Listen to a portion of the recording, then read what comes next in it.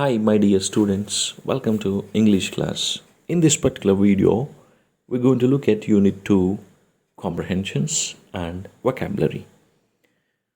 If you turn your textbook on page 51 and 52, we have few comprehension questions and you may answer them as you heard the lesson. In order to check your understanding, please answer them. Now let us move on to the second session under comprehensions. That is, arrange the following sentence in sequence so that a continuous narrative of the story of the dear departed could be made.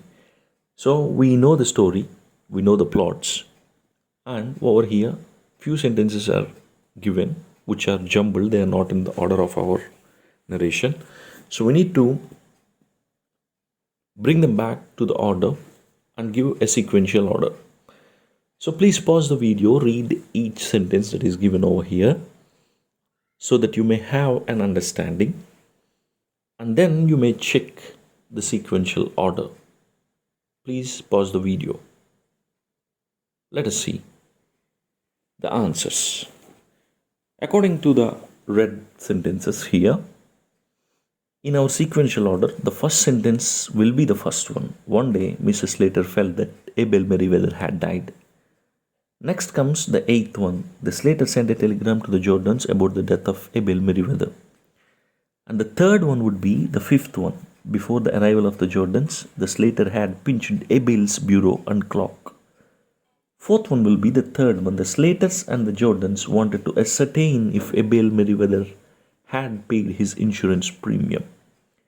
And then the next one would be the sixth one. Victoria was sent to Abel Merriweather's room to bring the key bunch of the bureau. And the next one would be the second one. Suddenly Victoria came into the room telling that grandfather was moving. And the next one would be our fourth one, which is Abel Merriweather found fault with the two daughters and wanted to change his will. And the last one is our seventh one. Abel Merriweather informed that he was going to marry Mrs. John Sherrocks. And our sequential order is 1, 8, 5, 3, 6, 2, 4, 7. I hope you got it right. And you could only do this if you know the lesson well, or else this is impossible to be answered. Third session. Here is a list of traits of a personality. They have given the qualities of a personality and whose personality is it. And let's see the qualities as well. Tick the trait that describes Mrs. Slater's character. So the qualities which we're reading over here, if it suits to Mrs. Amelia's character, we need to put a tick mark. First one is greedy. Yes, you may put a tick mark. Greedy, yes, she is greedy because we see that she pinched her father's bureau and clock, and even she gave her father's slippers to her husband. She is greedy. Overpowering. Yes, she is overpowering. We have seen in the lesson that Henry Slater doesn't want to bring the bureau down, but she insisted him to carry the bureau, and because of her, he brought the bureau down. Honest? Is she honest? No, not at all. Sensitive? Is she sensitive? No, not at all. And then E, dominating. Of course, she is dominating. Her dominating attitude towards her husband Henry. How she dominated, we have seen. And next one, blunt. Yes, she is so blunt that we have seen. She said, "Be quiet, Elizabeth." And then we have seen how blunt she is when she is talking to Victoria. Be quiet now, it is ours. So she is so blunt. And then straight talking. Yes, she is straight talking as well. When Victoria says that perhaps grandpa didn't go to pay his insurance premium, Mrs. Slater snubs her saying he went out. So she is very argumentative. Humble? No, not at all. She's not at all humble. Impolite? Of course, she's impolite. And we can see how she behaved with her husband, how she behaved with Elizabeth when they had an argument. And she's impolite. Insensitive? Of course, she's insensitive. That we can see from her behavior when her father passed away. she was not sensitizing with the situation, whereas she's just looking at the things and how to keep them for herself. That's what she has looked, that's what she looked for. So she is a very insensitive woman. So these qualities to which we have put a tick mark shows us that what kind of woman she is, and please keep this in mind. And the fourth one, the following are the features of a one act play. Which of the following characteristics does the play The Dear Departed have? Justify. So the characteristics are the characteristics of a one act play. Let us see whether these characters, whether our play would fit into these characters or not. First one, minimal characters. Do we have minimal characters in our play? Yes, of course. The total number of characters we see in the play is only 6, and you know who all are they. So hence the play has a feature of minimal characters. Second one is single setting or unity of place. And we can see in the story, all the story took place in the house of Mrs. Slater, particularly in the sitting room and Abel's bedroom. Hence the play has the characteristic of single setting.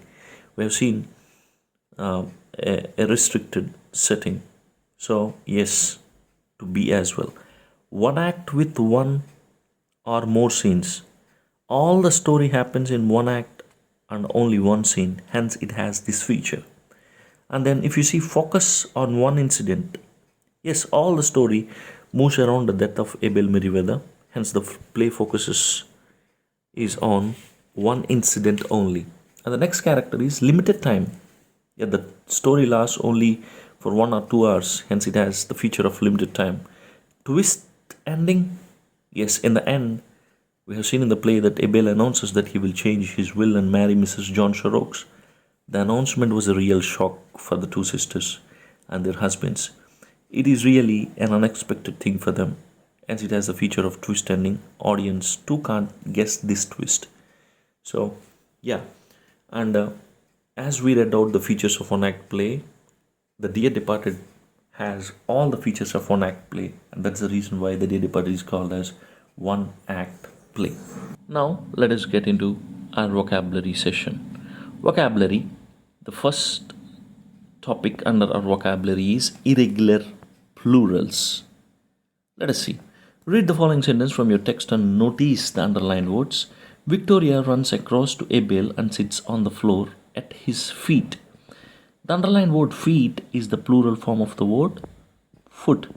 This is an irregular plural form. As you know, the plural forms of nouns are usually formed by adding s or es, but there are more irregular ways of forming plurals.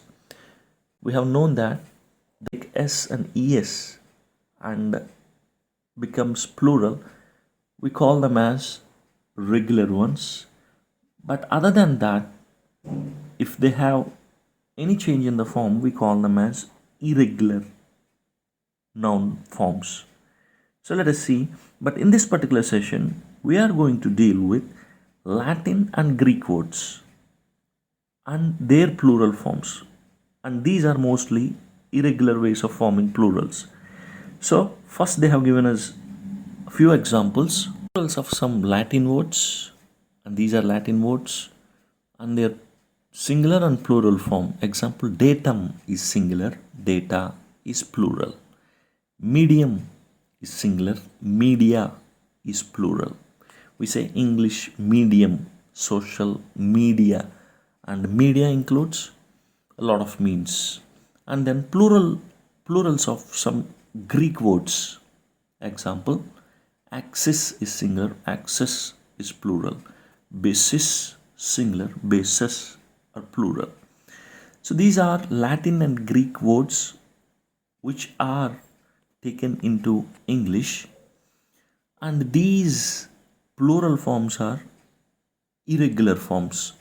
And we have few more down here, and they're asking us to write the plural form of the particular noun, and also they're asking us to recognize whether it is Latin or Greek. Now write the plural forms of the following nouns given in the table and say whether each of them is Latin or Greek word.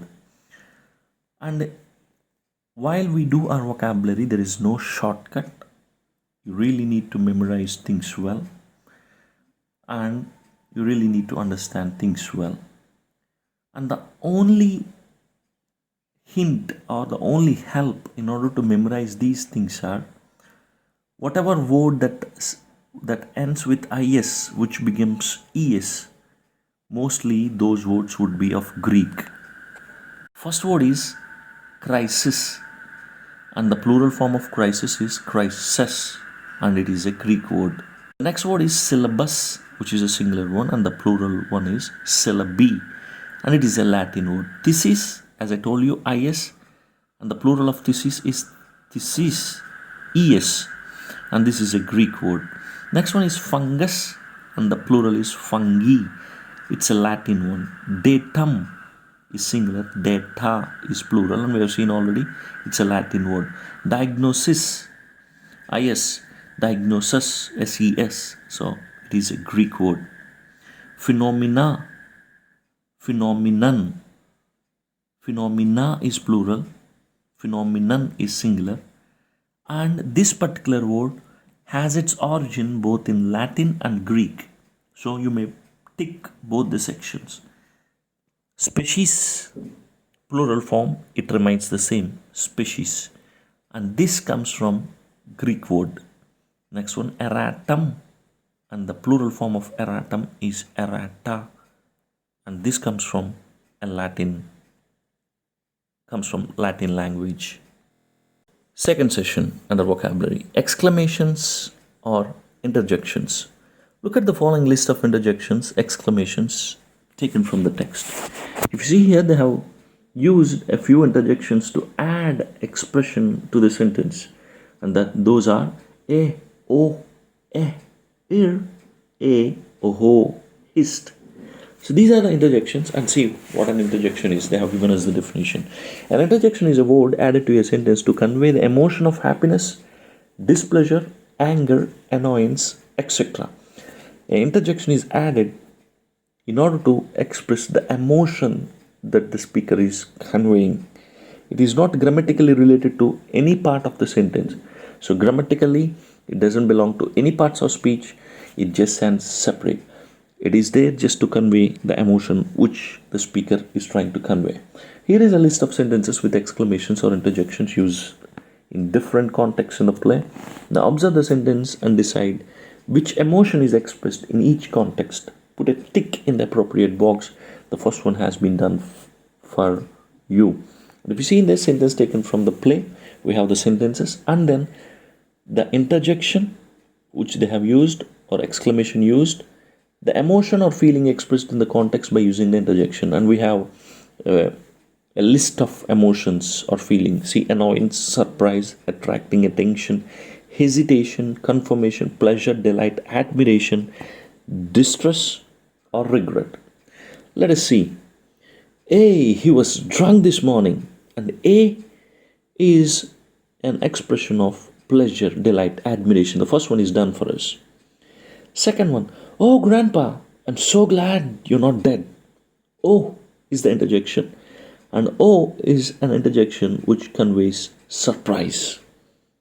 And then next one, hey, what's that? Who's gone dead? And then A, and A expression is also an expression of surprise. Next one, Fred Isaac. You see that everything is breaking apart, and is an interjection there, and it is an expression of hesitation. Next one, hey, Emilia and Henry, what the devil did you mean by shifting my bureau out of my bedroom? And A is conveying annoyance. Next one, oh ho, so that's why you're all in black today. And oh ho is an expression of confirmation. Hist, listen. Hist means attracting attention. Please understand the interjection or exclamation and its emotion, because these would be asked in your paper 2 arranging of the correct headings. So please be thorough with the interjection and the emotion or the feeling that it is carrying. It is very important. Compound adjective, third session. Let us look at it. So if you see, we have few compound adjectives, and we'll see the definition of a compound adjective. Let us see. Read the following sentence from your text and notice the underlined words. First one, Henry and Mrs. Slater stagger in with a pretty old-fashioned bureau. Second one, Mrs. Slater rose briskly at length in a business-like tone. His bright eyes twinkle under his heavy reddish-grey eyebrows. I will not be quiet. Oh, I call it a double-faced behavior. If you see over here, we have few underlined parts: old-fashioned, business-like, reddish-grey, double-faced. And over here, both the adjectives are joined with the help of a hyphen. And then the two words which are joined by the hyphen are acting as an adjective. The underlined words in the above 4 sentences are compound adjectives in hyphenated form. A compound adjective is an adjective that comprises more than one word. Hyphen are used to link the words together to show that they constitute one adjective.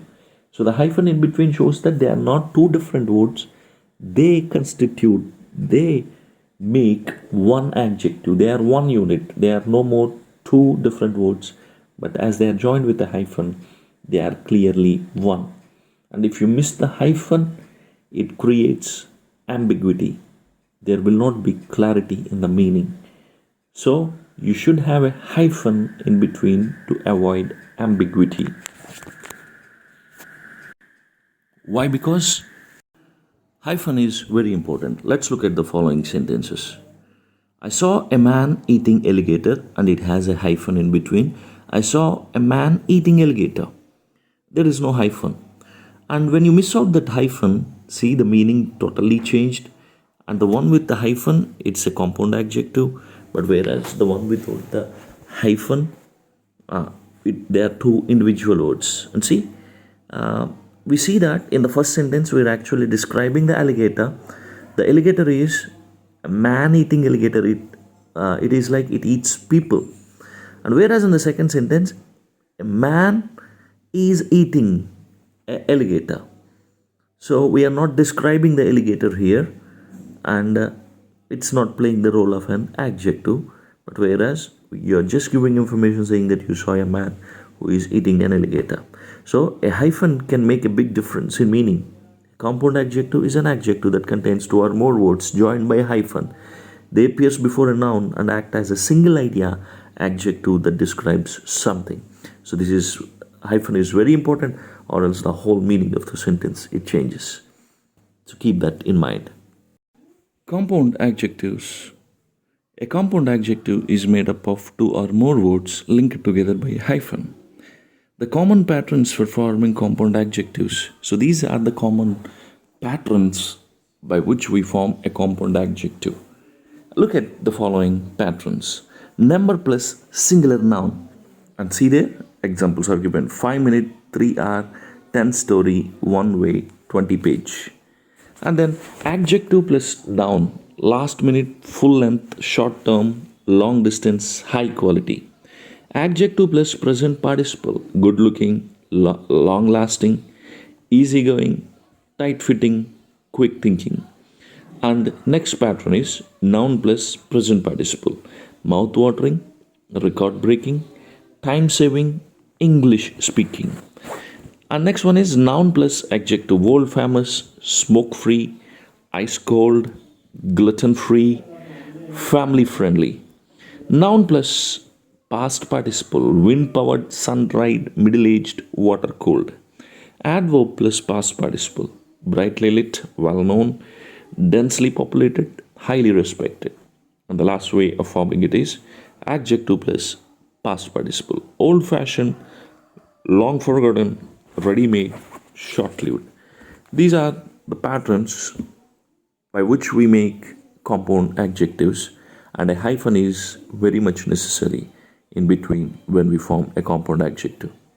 On page 55 of our textbook, Make compound adjectives choosing one word from list A and another word from list B and fill in the blank with them.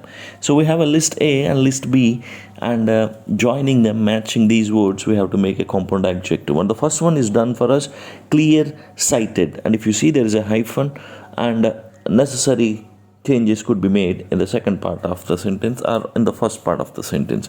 So let us see. Next one is new laid. New lay. New laid. And next one is cold blooded. Next one, 4-day. 4-day. Next one is curly headed. HEADED, headed, curly headed. Next one is well read. Well-read. And it's not read, we should be pronouncing it as past tense, past participle. Read, well read. And then half sunk. 5-star, peacock blue, long lasting. So these are the compound adjectives which we could phrase by matching list A with list B. And let us see, we have to fill the following blanks with the compound adjectives that we made. Sindhu is very clear-sighted about her choice. Clear-sighted means she has her clarity when she make a choice. Second one, the headmaster suggested a 4-day trip to Hyderabad. The dash girl who is under the tree is my sister, curly-headed. Next one, fourth one, all the people were shocked at the sight of this cold-blooded murder. After the terrible tempest, the half-sunk sailing boat was unusual. Prasad booked a room in a 5-star hotel for Srikanth. Every week, new laid eggs are used by my mother to make some wonderful cakes. This peacock blue coat is too large for me. Ninth one, it was a long-lasting war between the English and the French. 10th one, I like to correspond with this well-read teacher. She speaks about interesting topics. So, I hope you understand this. Now, next one. Words often confused. Read the following sentences and notice the underlined words. First sentence. Mrs. Jordan said, except his gold watch, he promised that to our Jimmy. Except, excluding or apart from his gold watch, because that is something he promised to Jimmy. So, except. Second one, the Slater did not accept the proposal of the Jordans. Accept means allow. In the above sentences, the words accept and accept look and sound alike, but they have different meaning and spellings. So the words which look alike, but they have different meaning and different spelling, we call such words as homophones. We have discussed this in our 8th class, homophones. And then there are many such words in English that look or sound alike but have very different meanings. It's easy to get confused with these. Yes, it's very easy to get confused with these words, and the only way to avoid this ambiguity is to know their spelling well and to know their meaning well. Other than that, there is no other shortcut that we could really work on to avoid this ambiguity. So let us be thorough with our spellings and let us know the meanings of each word. And over here, they have given few words that we often get confused with. See there? Write the words that are likely to be confused with the words given. Find their meanings and use them in sentence of your own to show the difference in meaning. So they're asking us, they have given 10 words together, and they're asking us, what is the other word that we often get confused with? And we need to give the meaning of both the words, and also we have to use each word in a sentence of our own. So first word is alter. Alter. A-L-T-E-R. Alter. And the word which we get often confused with this word is alter. A-L-T-A-R. So alter, A-L-T-E-R is a verb. Alter, A-L-T-E-R is a noun. And let us see what's the meaning of alter. A-L-T-E-R. To change or to make someone or something change. Okay? And let's see the example. No one can alter the rules and regulations of this society. So no one can change the rules and regulations of this society. Next one, alter. A noun, a holy table or surface used in religious ceremonies. The priest reached the altar to perform a religious ceremony. And also in previous year, we have seen that little Bobby has gone up to the altar and brought a statue of Mary home. So altar. Next one. Second one is principal, and the word which we often confuse this word is principal. Principal, principal. Both are nouns. Let's see. Principal. Principal. Someone who is in charge of a university or college. Okay, someone who is in charge of a university or a college, we call them as principal. Principal, example, Mr. Chaitanya is the principal of St. John's College. Next one, principle. Principle means a moral rule or belief. Vinoba is a man of high principles. So, a moral rule or belief. Third one, gate. G-A-I-T, gate. And the word which we often confuse this word is with gate, G-A-T-E. Let us see what's the meaning of, and both are nouns. Let's see the meaning of gate. Gate, G-A-I-T. The way someone walks, the way a person walks, we call that as gait. And she has an awkward gait.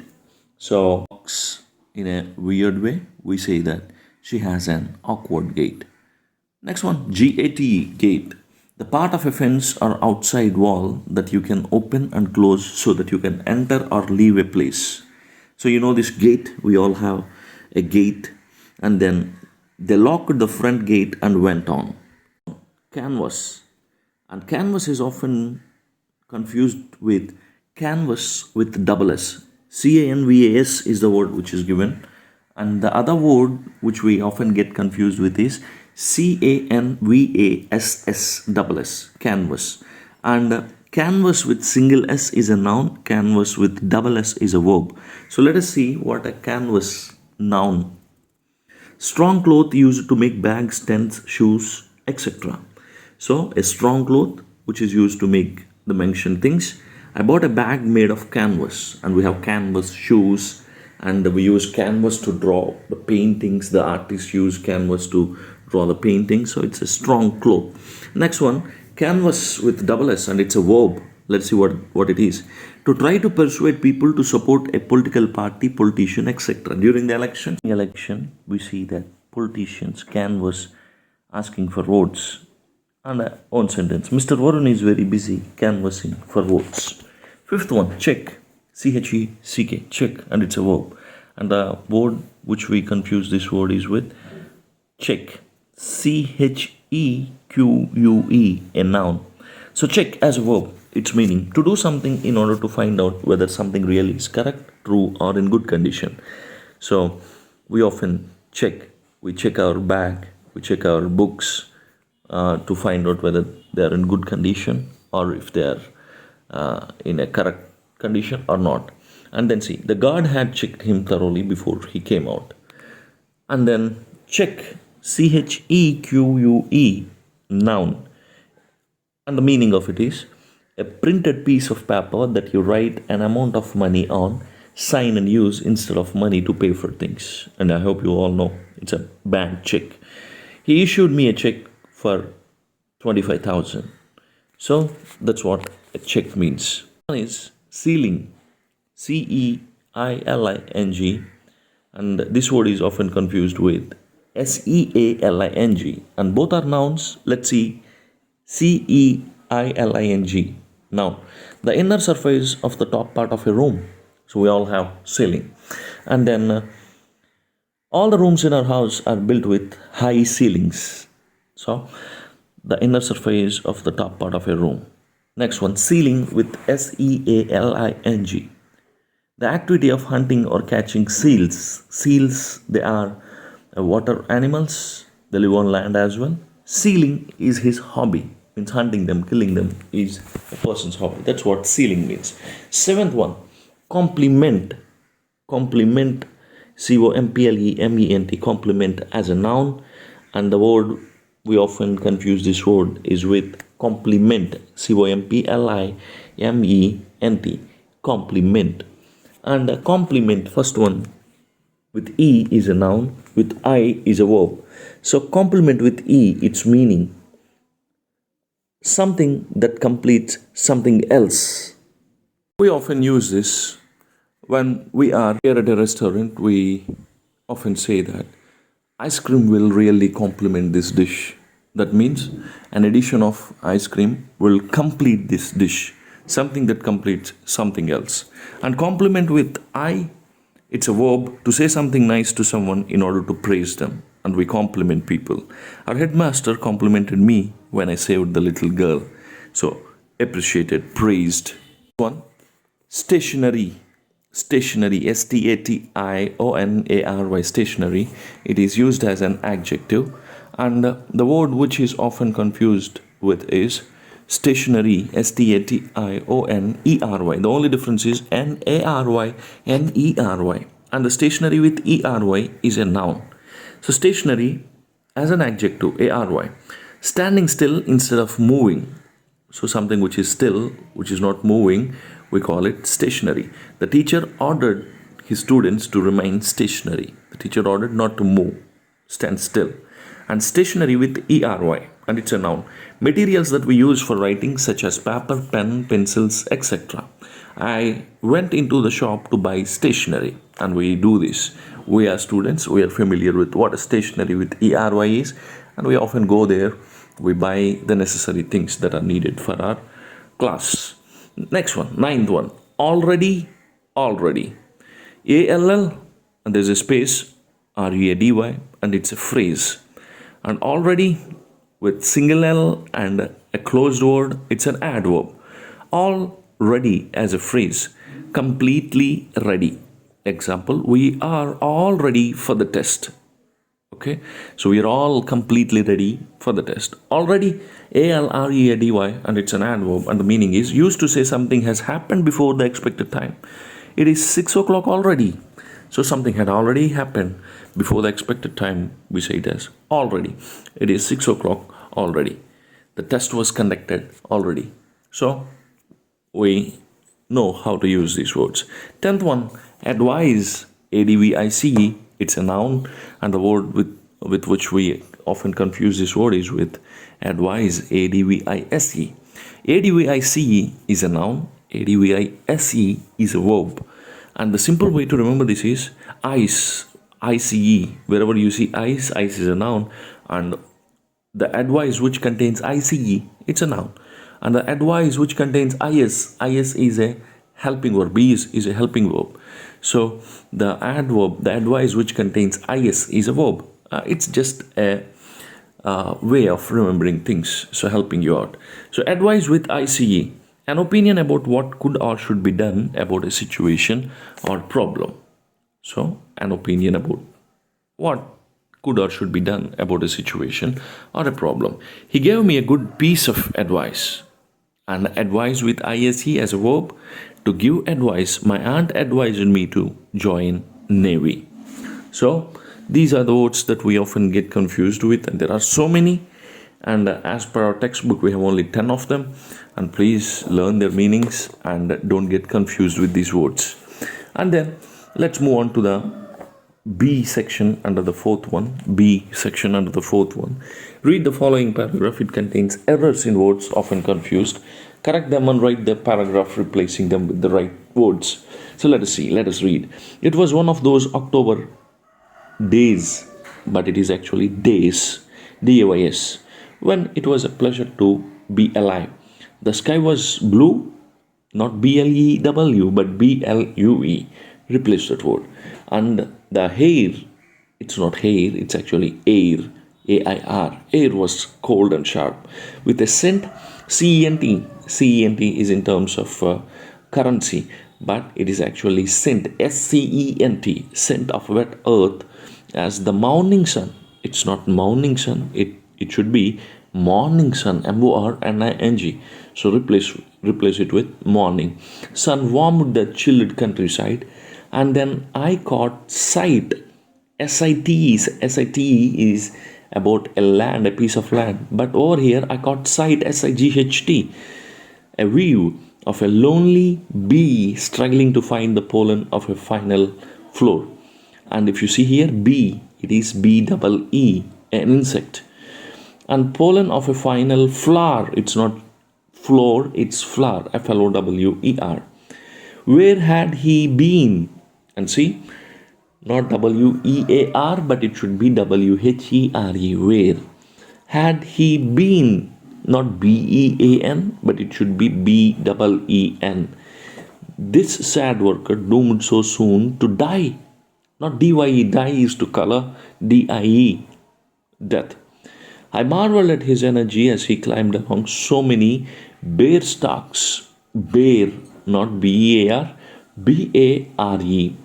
Find nothing, he flew, FLEW, not FLUE, on and disappeared from sight. Again, SIGHT, not CITE. I continued my walk to a country in where, not IN is a preposition, but it is a country in, INN. Sitting outside, I contentedly sipped my beer, musing all the while on the mixed fortunes of life. And the while, not WILE, WHILE. So these are the words that we often get confused with, and I hope you understood how to correct them. And the only way is to know the spelling well, know the word well and its meaning, and that is how we drive away the ambiguity. Now let's look at idiomatic expressions. We have a few idiomatic expressions here, and before we look at them, let us understand what an idiomatic expression is, or what an idiom is. Let us see. A group of words established by usage as having a meaning not deducible from those of the individual words. So, a group of words established by usage, and these words are established by the usage of the native speakers, and we can't really understand the meaning of these words by understanding them separately or by deducing them. We can't really understand them. So we need to learn their meaning, and we have to know how to use them in our day-to-day conversations. And let us see. Here is a list of idioms and idiomatic expressions used in the play The Dear Departed. Guess their meanings, then look them up in a dictionary, note down their meanings, and use them in your sentences. And this particular session is very, very important. Please take a note of the meanings and the own sentences also. First one, get one's own way. This is already given in our glossary. Persuade other people to allow you to do what you want. So, making other people to allow you to do what you want. So, let us see example. Parents want to get their children into their own way. So that is one example of it. And the other example, Monica usually screams until she gets her own way. And then second one, for ages, for a long time, meaning for a long time. Example, own sentence, I haven't seen you for ages. Or, I have not met my parents for ages, as I have been to America on duty. Third one, set foot, enter. Own sentence, Sarala ordered me not to set foot in her house. Or, I would not like to set foot in your house. Fourth one, drive a hard bargain. And this is also there in our glossary. Once again, let's look at the meaning of it. Work hard to negotiate agreements in one's own favor. Own sentence, although he has driven a hard bargain, he couldn't get what he wants. Fifth one, get rid of, to throw away or destroy something you do not want. Own sentence, finally Shaker got rid of his old shoes. That means he threw away his shoes. Next one, give way, meaning to stop agreeing or fighting against someone or something, to abandon oneself. Own sentence, don't give way to your fears. Actually, this is used in terms of to stop agreeing or fighting against someone or something, just surrendering. So don't give way to your fears means don't surrender yourself to your fears. That's what it is. Seventh one, at length.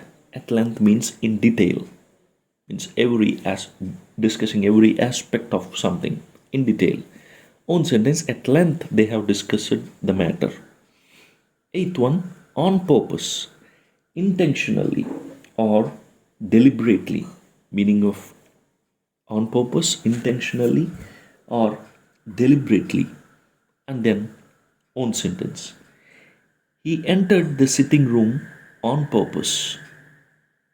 Ninth one, took by surprise. To surprise someone. So to surprise someone, that's what took by surprise means. Own sentence. I took my friend by surprise presenting a gold watch to him. So you didn't expect that your friend would gift you a gold watch, and when he or she does something which would really surprise you, then we use this particular idiom, took by surprise. 10th one, at a loss. Unable to speak, unable to know how to act or what to do. So falling short of words or just blacking out. So that's what at a loss means. Let's see the own sentence. When Rahul faced the interviewers, he felt totally at a loss. Means unable to know how to act or what to do.